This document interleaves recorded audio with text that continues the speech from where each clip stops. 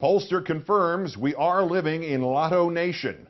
I'm Keith Olbermann in New York with a first guess. 2 weeks ago, I did a piece here called Lotto Nation, which tried to answer a viewer's question. Why are people who will never be rich so adamantly defending tax breaks for the rich? As I put it then, those who are unwittingly collaborating with the radical right, those who should want the government to spend every dollar on the people who need it, like themselves, those who are instead protecting the rich, are convinced, utterly, profoundly, life-alteringly convinced that they themselves are going to be rich. It's Lotto Nation.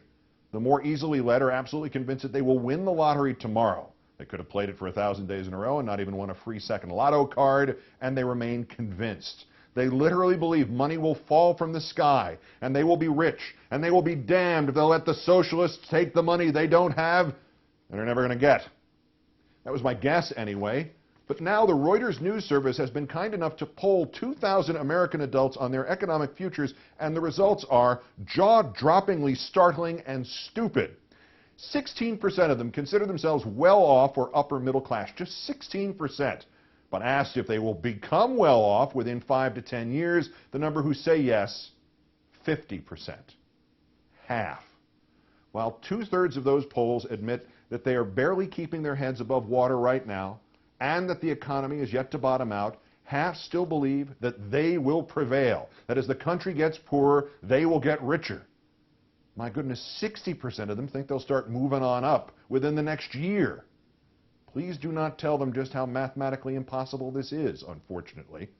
What's worse is that while Republicans are exploiting what is in many ways a commendable, admirable, uniquely American spirit, the very Americans they are exploiting think that the Republican cult's answer to all problems, cutting government expenditures, is a mistake.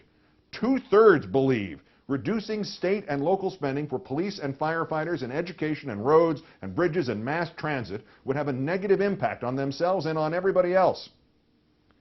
I am suddenly reminded of my friend Dirk Hayhurst's book, The Bullpen Gospels. Dirk is the former baseball major league pitcher with the Padres and Blue Jays, now returning to form in the minor leagues after an injury.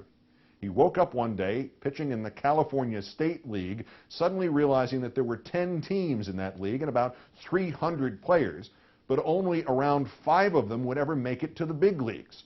Those 5 guys were the Harlem Globetrotters. The other 295 players were the Washington Generals, the team the Globetrotters hired to tour with them and lose to them time after time and night after night. The other 295 guys were the tackling dummies, the practice wives, the chorus, against which the real prospects could just test themselves.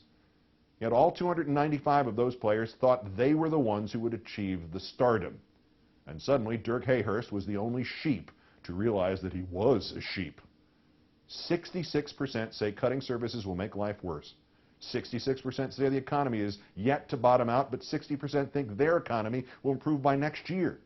Only 16% consider themselves well off or upper middle class, yet 50% expect to become well off in 10 years tops. They are the sheep, they are the practice wives, and they are the Washington Generals to the Republicans' Harlem Globetrotters. And worst of all, they're also rooting for the Globetrotters. I'm Keith Olbermann. See you on Current on June 20th.